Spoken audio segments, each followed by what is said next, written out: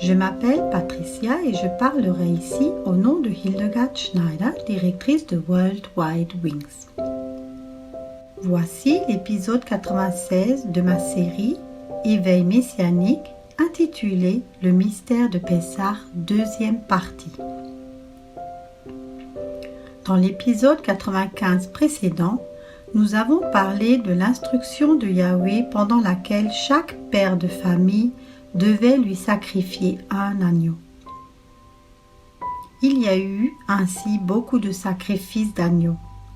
Sachant que 600 000 hommes et leurs familles ont quitté l'Égypte, il a sans doute fallu sacrifier entre 400 ou 500 000 agneaux. Dans l'espace spirituel, ces sacrifices étaient tellement puissants que dans chaque famille égyptienne, les premiers-nés moururent et c'est avec une main de fer que le pharaon n'a pas permis aux Israélites de quitter l'Égypte, mais par le sacrifice des agneaux, cette main a été brisée et les Israélites ont été libérés. La terminologie du mot hébreu « Ola » pour sacrifice apparaît 289 fois dans la Bible. Allah est la racine de ce mot. Les deux premières lettres Aïn et Lamed forment le mot hébreu Al qui signifie joue. La lettre Aïn représente l'œil, la perception et le discernement. La lettre Lamed signifie l'enseignement, l'apprentissage, l'objectif ou l'autorité.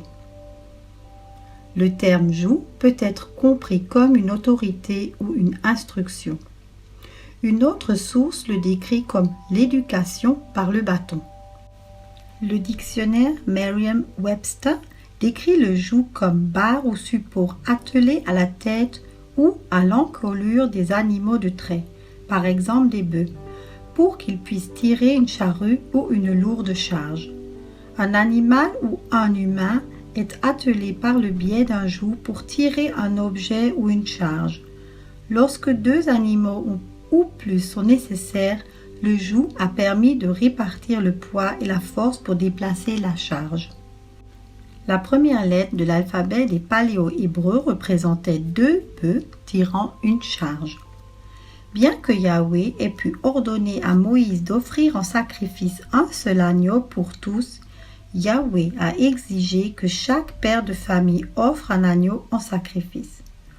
Ensuite, Yahweh a rajouté et ordonné des lois pour le sacrifice dans le tabernacle et dans le temple. En d'autres termes, ce sacrifice est inhérent de Yahweh. Comme nous l'avons déjà expliqué, le mot « Ola » sacrifice a pour origine le mot « Al » joug. Est-ce que Yahweh s'est attelé volontairement à un joug pour sacrifier son fils Yeshua avant la création du monde? En est-il de même pour tous les pères de famille en cette nuit de Pessah? Est-ce pour cela que Yahweh a attelé les pères de famille à son joug par le sacrifice? Afin qu'eux aussi participent à ce joug de sacrifice? Yahweh se met ainsi avec les chefs de famille sous le joug du sacrifice. Méditez cette réflexion et lisez les Écritures à ce sujet.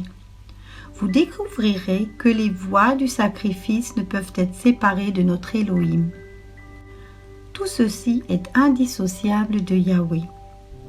En considérant les paroles de Yeshua, acceptez mes exigences et laissez-vous instruire par moi. Matthieu 11, verset 29. Pourrions-nous acquérir de nouvelles connaissances et de nouvelles interprétations du lien du Père par l'enseignement de Yeshua?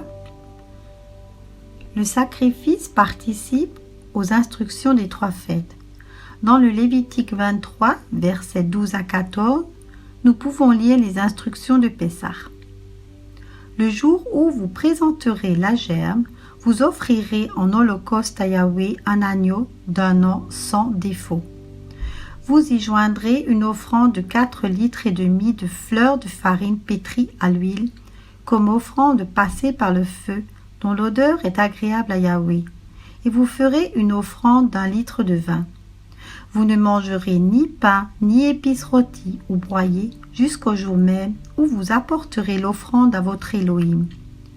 C'est une prescription perpétuelle pour vous au fil des générations, partout où vous habiterez. Dans ce passage biblique, le sacrifice de l'agneau est mentionné. Comme le temple a été détruit, la cérémonie du sacrifice de l'agneau n'a pu s'accomplir. Si cela nous est envisageable, nous pouvons faire un don équivalent à la valeur d'un agneau au moins, qui permet la prescription perpétuelle pour chaque foyer de génération en génération. Indépendamment des prescriptions de sacrifices effectuées dans le tabernacle et le temple, il existe dans la parole de Yahweh des preuves que les hommes avaient accès à Yahweh par les sacrifices.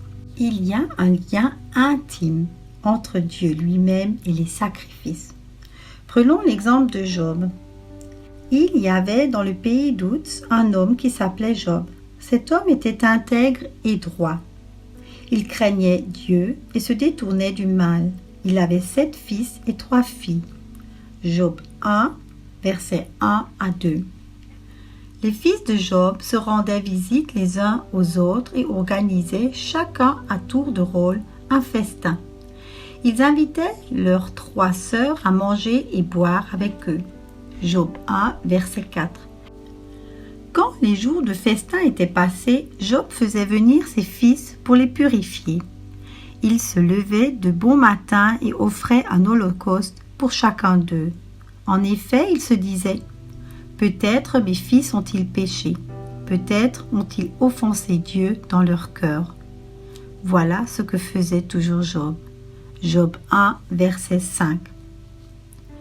Job était Tam et Yachar, moralement innocent, intègre, éthiquement pur et juste. Il a craint Yahweh en offrant des sacrifices à son Elohim. Il a sanctifié par les holocaustes les jours des festins de ses fils et de ses filles de leurs péchés éventuels. Pourquoi ? Job se repentait ainsi devant Yahweh pour éviter la condamnation de ses enfants. Peut-être n'était-ce qu'une coutume de l'Ancien Testament. Cette pratique ne nous concerne plus. Beaucoup de congrégations prétendent que la Torah ne s'applique plus. Yeshua lui-même a dit « En effet, je vous le dis en vérité, tel que le ciel et la terre n'auront pas disparu, pas une seule lettre ni un seul trait de lettre ne disparaîtra de la loi avant que tout ne soit arrivé. » Matthieu 5, verset 18. Yeshua et le Père ne forment qu'un. En eux, il n'y a que leur enseignement qui forme une unité. Si cela est avéré, est-ce à prendre en compte ? Mais qui se sacrifierait pour le comportement rebelle de ses enfants devant Yahweh ? Job a pratiqué régulièrement l'holocauste de son bétail. Dans Job 1, verset 3, nous lisons « Il possédait 7000 brebis, 3000 chameaux, 500 paires de bœufs et 500 ânesses. Il avait aussi un très grand nombre de serviteurs. Cet homme était le plus important de tous les nomades de l'Est. » Un jour, Job voulut pratiquer le sacrifice lors des festins de ses fils. Alors qu'un jour les fils et les filles de Job mangeaient et buvaient du vin chez leur frère aîné, un messager arriva vers Job et lui dit « Les bœufs labouraient et les ânesses broutaient à côté d'eux. Des Sabéens se sont jetés sur eux et les ont enlevés. Ils ont tué les serviteurs à coups d'épée et je suis le seul à avoir pu m'échapper pour t'en apporter la nouvelle. » Job 1, versets 13 à 15. Comment Job s'est révélé soudainement incapable de faire les sacrifices de son bétail.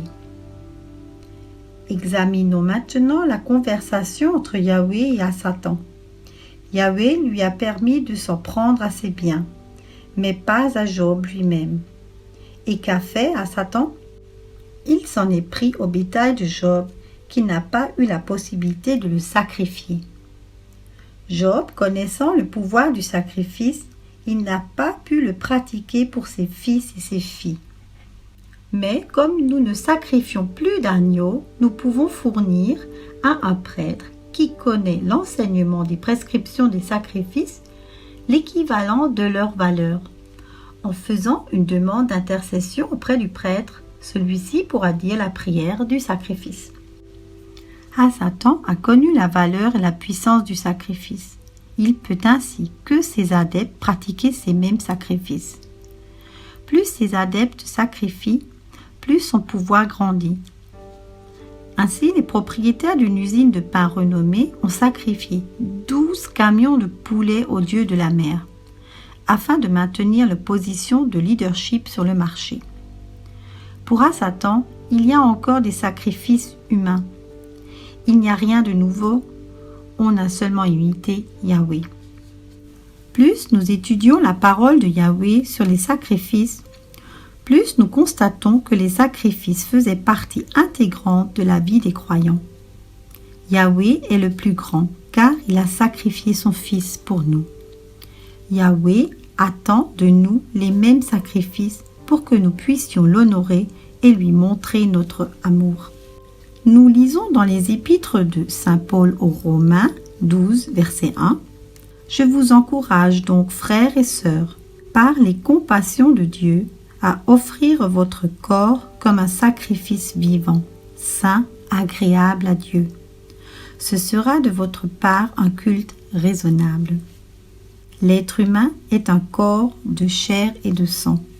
Nous sommes de ce monde, ainsi que le don de la dîme et du sacrifice. Dans Malachi 3, verset 8, le prophète se prononce sur les dîmes et les offrandes. Un homme peut-il tromper Dieu? En effet, vous me trompez et vous dites, en quoi t'avons-nous trompé? Dans les dîmes et les offrandes. Les dîmes sont des offrandes matérielles. Mais ne dit-on pas qu'il vaut mieux obéir que de sacrifier? Dans le premier livre Samuel 15, verset 22, nous lisons « L'Éternel trouve-t-il autant de plaisir dans les holocaustes et les sacrifices que dans l'obéissance de sa voix?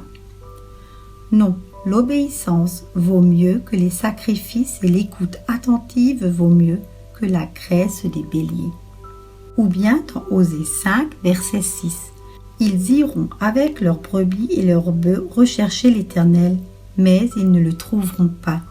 Il s'est éloigné d'eux. » Nos offrandes mal intentionnées sont rejetées par Yahweh. Nos offrandes révèlent nos sentiments. Yahweh exige des offrandes sincères. Yahweh voit dans les sacrifices nos pensées profondes. Nos sacrifices ne sont pris en compte uniquement qu'avec la relation, la reconnaissance et la proximité de Dieu. Le mot hébreu sacrifice est korban, un dérivé de la racine arabe que l'on traduit par proximité.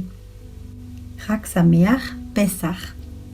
Je vous remercie pour votre écoute et vous invite à nous rejoindre sur Facebook Éveil Messianique.